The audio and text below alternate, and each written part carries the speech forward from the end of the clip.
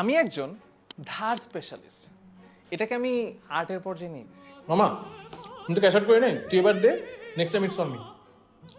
আচ্ছা ধার নিতে হলে কনফিডেন্স লাগে, you have to look in their eyes. ভাই 5,000 টাকা দেন, ওই আমার একটু কার্ডে ঝামেলা হইতেছে তো, আপনি দেন আমি দিয়ে দিচ্ছি আপনাকে। আমার তো কার্ডই নাই। এই কি অবস্থা? আরে ভাই কি অবস্থা, কেমন আছেন? আচ্ছা তুই কি ওই দিন আমার টাকাটা পাঠিয়েছিস? ও ভাই ভুলে গেছিলাম, আমি এখনই পাঠাচ্ছি। আচ্ছা এখনই সমস্যা নেই, পাঠাচ্ছি, আচ্ছা হ্যাঁ, পাঠাই হ্যাঁ। ওকে। এই মামা কি অবস্থা, কেমন আছিস? মামা আমি একটা বিপদে পড়ছি বুঝছস, তুই আমাকে 5,000 টাকা পাঠা। আর এভাবে আমি ধার নিয়ে ধার শোধ করি, ইজি। কিন্তু প্যারাটা হচ্ছে আমার ফ্রেন্ডদের থেকে যখন ধার নিতে যাই তখন, কারণ ওরা তো সব বুঝে, এই জন্য ওদের জন্য একটু ইনোভেটিভ হওয়া লাগে।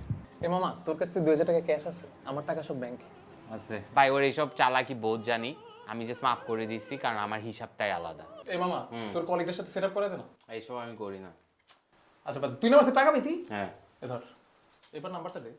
ভাই এসব বাদ দে, তুই রেজ ইউজ কর, এটা 48 আওয়ার্স পর্যন্ত লাস্ট করে। তোর গা থেকে এমনি অনেক গন্ধ আসে, এভাবে তুই কিছু করতে পারবি। রেজ ইউজ কর, এটলিস্ট তোর হিসাবটাও তখন আলাদা হবে। আর তারপরেও যদি না হয় তাহলে একটু স্বভাবটাও চেঞ্জ করে দেখতে। হ্যাঁ মামা, আমি একটা ডেটে যাবো বুঝছস, তুই আমাকে একটু কিছু টাকা ধার দে। আগে বল কবে ব্যাক করবি? এই তুই ইয়ার দিন নিস। পুরা সেন্টেন্স কখনো শেষ করবেন না, একটু ভেগ। হ্যাঁ মামা। কি রে ডেটের নামে যে টাকাটা নিলি আর তো দিলি না। ও মামা ফ্রাইডেতে দিব মামা, সত্যি কসম। কোন ফ্রাইডে এটা কিন্তু বলি নাই।